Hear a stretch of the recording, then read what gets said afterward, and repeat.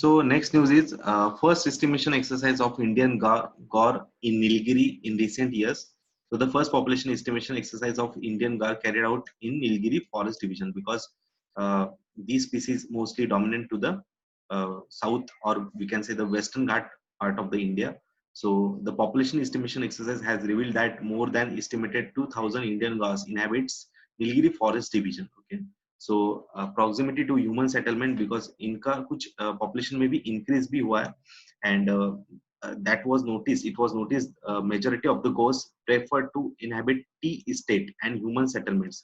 कि जहाँ पे human settlement ज़्यादा है, tea estate ज़्यादा है, so mostly वहाँ पे population इनका increase हुआ है, and animal largely avoided forested areas because some reason behind these is the easy availability of food and in some human settlement areas, and the lack of threat from predators and spread of invasive flora into the reserve forest. So that's why they usually try to restrict their habitat near the human settlements, और जहाँ पे T cultivation है तो वहाँ पे ज्यादातर ये preferable हम उनके खुद के हैबिटेट रखते हैं. सो एग्जैक्टली उसके पैटर्न में अगर आप देखोगे तो मैन एनिमल कॉन्फ्लिक्ट्स ऐसे कुछ इश्यूज यहाँ पे क्रिएट हो सकते हैं. एंड नेक्स्ट इसके लिए वे फॉरवर्ड क्या होना चाहिए कि डेफिनेटली पीरियोडिक सेंसस कंटिन्यूसली होना चाहिए, एंड उसके रिगार्डिंग हमको जो भी इंफॉर्मेशन मिलेगी तो उस पर हमें वर्कआउट करना चाहिए कि एग्जैक्टली इनका पॉपुलेशन क्यों डिक्रीज हो रहा है, या फिर इनके हैबिटेट पैटर्न कैसे है. तो उसी बेसिस पे एग्जैक्टली पीरियोडिक जो सेंसस अभी फर्स्ट टाइम इंडियन गॉस के लिए किया गया, तो वो कंटिन्यूसली अगर होगा तो हमें ट्रैक रखना पॉसिबल हो जाएगा कि एग्जैक्टली इनका पॉपुलेशन डिक्रीजिंग है या इंक्रीजिंग पैटर्न है. Okay, so exactly Indian gaur या उसको बाइसन भी कहा जाता है, and it is listed as vulnerable in IUCN लिस्टिंग. So the gaur also called as the Indian bison, and it is native to the South and Southeast Asia and has been listed vulnerable in IUCN list. And Bos gaurus is listed as CITES Appendix 1. तो CITES के Appendix 1 में आता है, and it is a vulnerable species. Okay. सो उसके exactly अगर देखोगे आप तो डिफरेंट एरियाज में डिस्ट्रीब्यूटेड है. इन साउथ ईस्ट एशिया में भी आपको दिख जाएगा, and mostly southern Asia and south east Asia में भी ये लोकेटेड है. श्रीलंका में बस क्या है अभी कि इनका एक्सटिंक्ट मोड पे निकल गई है, means it is decline by more than 70% during the last 3 generations all over the south Asia, and it is extinct in Sri Lanka, probably also in Bangladesh. तो बांग्लादेश में बहुत ही कम पॉपुलेशन इनका बचा है, एंड श्रीलंका में तो ऑलमोस्ट एक्सटिंक्ट हो गया. बट इंडिया में इनका पॉपुलेशन बहुत ही अच्छा है, and it is increasing mode में. तो सेकंड इंपॉर्टेंट थिंग इज कि इंडिया में कहाँ पे एग्जैक्टली इनका लोकेशंस. तो Western Ghat and their outflanking hills in southern Indian constitute on the exactly most extensive extent and strongholds of the Gaur, in particular Wayanad, Nagarhole, Mudumalai, Bandipur. तो यहाँ पे सबसे ज्यादा इनका पॉपुलेशन दिखता है, एंड बाकी भी रीजन है, but maximum population is confined to the Nilgiri region. Okay, and जैसे कि नीलगिरी आपको पता होगा कि western Ghat and eastern Ghat जहाँ पे मर्ज होते हैं, तो एग्जैक्ट वो region means north of the Kerala, south of Karnataka, and some part of the north west part of the Tamil Nadu, and southern part of the Telangana and Andhra. तो उनके एग्जैक्टली कन्फ्लुएंस पे इनका पॉपुलेशन ज्यादा रहेगा, means that is Nilgiri region. Okay. So next news is scientists just find out that ancient mammal stepping stone. Okay, so Patagonia के regions में कुछ ऐसे ancient mammals stepping stones में मिले थे. तो researchers Chile and Argentina have unearthed teeth in Patagonia belonging to a mammal that lived 74 million years ago. ठीक है, so ऐसे कुछ regions है. सो अगेन इसका इतना कुछ इंपॉर्टेंट नहीं होगा, जस्ट पैंटागोनिया कुछ न्यूज में आता है, सो बाकी इंफॉर्मेशन आपको रीड करना है. एंड सेकंड मोस्ट इंपॉर्टेंट कि पैंटागोनिया अगर सिमिलरली न्यूज में आता है तो आपको पता होना चाहिए कि साउथ अमेरिका में एग्जैक्टली पैंटागोनिया के कुछ ये पार्ट्स है, एंड एंटीज रेंज यहाँ पे फ्लो होती है. पैंटागोनिया डेजर्ट भी है, अर्जेंटीना का ही पार्ट रहेगा ये. ओके, सो बस उतना ही मोर देन सफिशिएंट होगा. Next is the Malabar gliding frog spotted eight Pulled. Okay, so Malabar gliding frog has spotted in Kerala, and Malabar gliding frog is a rare amphibian that can glide in the air up to 10 to 12 meter. Okay, so and it is the endemic to the rainforest of the Western Ghat, and इसका IUCN का अगर status देखोगे it is least concern, but still it is important because it is in news. So exactly Malabar वगैरह region हमको देखना है कि exact Malabar coast अगर आप देखोगे it starts from the south of Goa means Karnataka and entirely cover the Kerala but after few years की कर्नाटका को सेपरेट कोस्ट का भी नाम है उसका Karwar coast but Malabar generally consider किया जाता है कि south of Goa to the end of the Kerala means entirely Kerala तक ये continue होता है. So Malabar coast also known as simply as the Malabar and it is a region of southwestern shoreline of the mainland Indian subcontinent and geographically it comprises the wettest region of southern India as the western Ghat intercept the moisture laden monsoon. Okay, so exactly currently it covers the northern part of the Kerala along the Tullu Nadu Kodagu district from the Arabian Sea inland to the western Ghat. Okay, so exactly ये कुछ areas है यहाँ पे कि जो आपको identify हो जाएगा कि यहाँ पे एग्जैक्ट मलबार कोस्ट आती है एंड मोस्टली वेस्टर्न घाट से अरेबियन सी के कोस्ट तक का ये पार्ट आएगा. Okay, so the next news is Van Dhan Yojana helps tribal beat spots. Okay, so Van Dhan Yojana related कुछ न्यूज है and 1205 tribal enterprises employing 3.6 lakh people through 18,000 self help group. So about 3.5 crore worth of sales have taken place through these platform. So what is Bandhan exactly? So it is launched by the Ministry of Tribal Affairs and Tribal Cooperation Marketing Development Federation of India and launched the Bandhan Yojana in 2018.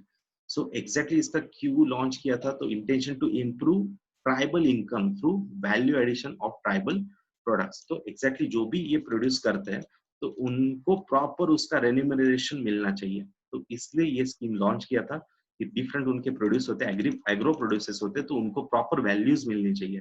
तो उसके ही regarding कुछ एक successful story भी यहाँ पे mention किया था news में. Vandhan ensures livelihood for the tribals amid pandemic. Okay, so यहाँ पे कुछ न्यूज है. देखो नागालैंड की कुछ फॉरेस्ट रीजन है या फिर नागालैंड के कुछ एरियाज है दैट इज कम्युनिटी एंड वहाँ पे community that is Langling. Okay, so इनके एक मेजर ऑक्यूपेशन ऐसा है कि दे ग्रो और and sell unique hill broom grass just 7 rupees को पहले बेचते थे but because of this Vandhan Yojana successfully launch हुआ एंड उसके प्रॉपर उनको मार्केटिंग प्राइस उसका मिला है एंड नाउ दे अर्न 60 पर ब्रूम. ओके, सो इसके रिगार्डिंग हम और भी इंफॉर्मेशन लेंगे आगे बट फिलहाल अभी इतना ही देख लो कि एग्जैक्टली ये सक्सेस स्टोरी मेंस में भी आपको काम में आ जाएगा एंड एग्जैक्ट कौन से लोकेशन से वंदन योजना किसके रिगार्डिंग है.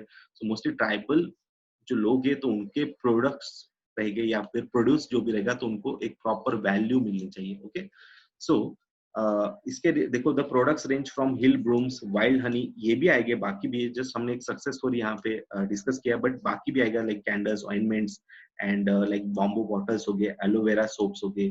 सो डिफरेंट यहाँ पे एग्रो प्रोड्यूसर्स हो गए कि जो मेन ऑक्यूपेशन होता है ट्राइबल लोगों का. ओके, सो एग्जैक्टली क्या स्टोरी थी तो हमने ऑलरेडी डिस्कस किया नागालैंड के कुछ लोगों के रिगार्डिंग. सो ब्रूम ग्रास और टाइगर ग्रास भी कहा जाता है उसको. सो ब्रूम ग्रास और tiger grass is a tall perennial grass. In Assam it is called as the phool jhadu. Okay, so mostly जैसे हमारे ग्रूम्स होते हैं मीन्स झाड़ू जिसको हम बोलते हैं रीजनली तो इसका ही प्रोडक्शन यहाँ पे किया जाता है and it is very very useful because it is eco friendly and biodegradable. Okay, because अभी हम फिलहाल अगर देखेंगे तो मार्केट्स में जो ब्लूम्स दिखेंगे आपको तो वो मोस्टली प्लास्टिक मेड होते हैं and they are not eco friendly. Okay, so उनका डिग्रेडेशन बहुत ही हार्ड होता है एंड डेफिनेटली ये क्या है कि इसके लिए ये वाइज सोल्यूशन होगा कि that is eco friendly and biodegradable. So there is an old Indian proverb by sweeping your home in the morning with grass brooms you also wipe out the negative energies. So ऐसे कुछ आप quotes यहाँ पे mention कर सकते हो and ये important एक प्रोड्यूस नागालैंड के कुछ ट्राइबल्स के थ्रू होता है. सो इनको बहुत ज्यादा बेनिफिट हुआ है वंदन स्कीम्स का. ओके, एंड इसके और भी बेनिफिट्स है ब्रूम ग्रास के और टाइगर ग्रास के. That is it is the fibrous roots that binds the soil and helps to reduce the soil erosion. Then it is definitely a fodder for the cattle and they also use it as a wall building material and broomsticks are also tried as raw material in paper industries. So बहुत multiple इसके use है apart from these general brooms. Okay, so इनका exactly produce maximum अगर देखोगे आप तो आसाम के कुछ रीजन से एंड मैक्सिमम इनपुट में सबसे अगर देखा जाए तो वहां पे आएगा Meghalaya. In northeast India, grass brooms are wild in hilly areas and Kabi Anglong district is the highest producer of grass bloom in India. So ये important यहाँ पे information होगी regarding broom grass. Okay, so वंधन पे वापस आते हैं हम। तो वंधन एग्जैक्टली स्कीम हमने देखा 18 में लॉन्च किया था, एंड उसके बाद Vandhan Vikas Kendra to provide skill upgradation etcetera. तो ये स्कीम आपको थोड़ा सा देखना चाहिए। I will not go in the depth of these news because it is the part of the some part of the economic related current affairs, that is the Yojana part. So हम environment regarding ही थोड़ा study करेंगे, ठीक है। सो वंधन योजना आपको बस एक देखना है कि नेशनल लेवल पे नोडल मिनिस्ट्री कौन सी है, तो ट्राइबल अफेयर्स है। सेंट्रल लेवल पे कौन आएगा, so that is nodal agency TRIFED India, tribal cooperative marketing development federation. तो ये ट्राइफेड भी आपको देखना है। देन स्टेट लेवल पे अगर देखोगे तो minor forest produce and district collectors mostly इनको हेड करते हैं। देन यूनिट लेवल पे अगर आप देखोगे तो 30 मेंबर्स टू फॉर्म अ वंधन विकास समूह अगर चाहिए तो कितने मेंबर्स होने चाहिए, 30 मेंबर्स। सो इसके रिगार्डिंग ऐसे कुछ यहाँ पे पूछा जा सकता है। सो इंटेंशन क्लियर है आपको कि to improve the tribal income through value addition of tribal products. तो ये मेन ऑब्जेक्टिव है वंधन योजना का। ओके, सो यहाँ पे ट्राइफेड के बारे में भी मैंने इंफॉर्मेशन दिया है, that is tribal cooperative marketing development and federation of India Limited. Okay, so Ministry of Tribal Affairs launched the Tribal Cooperative Marketing Development Federation in 1987। तो ये ऑर्गेनाइजेशन 1987 से बिलोंग करती है, जिसमें टू सिग्निफिकेंट इनके फंक्शंस आएंगे, that is retail marketing of tribal products and second development of MFP means minor forest produce. Okay, तो ये कंटिन्यूस अपडेट करना कौन से माइनर फॉरेस्ट प्रोड्यूस होते हैं या फिर कौन से प्रोडक्ट्स इसमें आने चाहिए, सो दैट यहाँ पे रिटेल मार्केटिंग में जो भी ट्राइबल प्रोड्यूस होंगे, कि जैसे हमने सक्सेसफुल स्टोरी देखा है इन मेघालय की, वही ग्रास ब्रूम्स को कैसे 7 से अभी जो वैल्यूज है 60 तक उनको वैल्यूज मिल रहे हैं, तो वही values retail marketing tribal products जो भी उनको प्रॉपर वैल्यूज उनके रेन्यूमरेशन उनको मिलना चाहिए। तो एग्जैक्टली यही काम ट्राइफेड के थ्रू होता है, and that's why they will promote and encouraging socio economic development and of the tribal community by improving developing the market of tribal commodities, and TriFed act as a medium and a facilitator that helps the tribes sell their products. Okay, so next news is Lunar Lake High Court 6 report on color change. Okay, so Lunar Lake का अगर आप colour देखोगे तो previously देखो like bluish colour था, but अभी recently ऐसे कुछ कलर उसका चेंज हुआ है, रेड पिंकिश कलर हुआ है।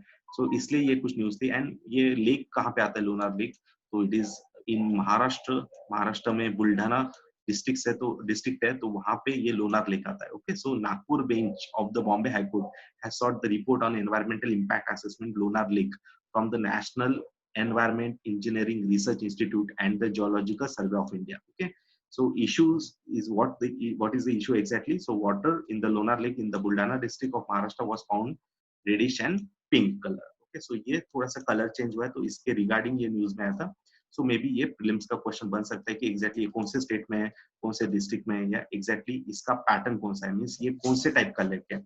So it is fresh water and brackish, दोनों का भी मिक्सचर आएगा यहाँ पे, saline plus fresh water. So it is yes, definitely it is brackish water lake. Okay, or we can say the saline water lake.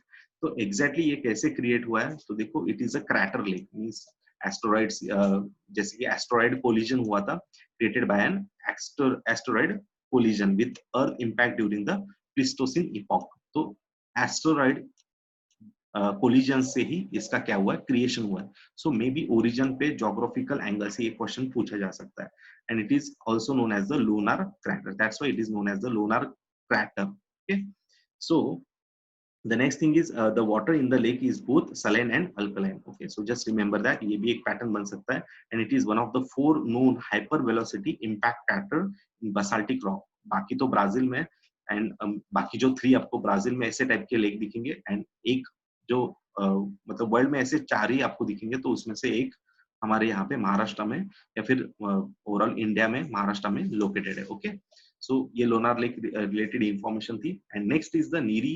देखो यहाँ पे news में था कि नीरी को एग्जैक्टली यहाँ पे हमने देखा कि Nagpur bench of Bombay high court has sought report on the environment impact assessment of Lonar lake from the NEERI. तो एग्जैक्टली नीरी क्या है, so NEERI is the CSIR NEERI, national environmental Engineering Research Institute. So CSIR NIRI is research institute created and funded by the directly by the government of India, means central government, and it was established in Nagpur in 1958, and which focus on the water supply, sewage disposal, communicable disease, and to the extent on the industrial pollution, occupational disease found common in post-independent India. Okay, so NEERI is the pioneer laboratory in the field of environmental science, engineering, and department council of scientific and industrial research. So it works under the CSIR. So just remember that. And NEERI has a 5 zonal laboratories at the Chennai, Delhi, Hyderabad, Kolkata, and Mumbai.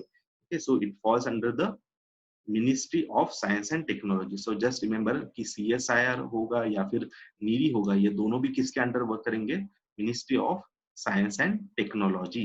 And इनका मोटो क्या होगा, leadership in environmental science, engineering for sustainable development. Okay, so just remember that motto of the NEERI is leadership in environmental science, engineering for sustainable development, and it is located in Nagpur. Okay, so maybe इस पे question बन सकता है. Okay, so next news हम next video में cover करेंगे.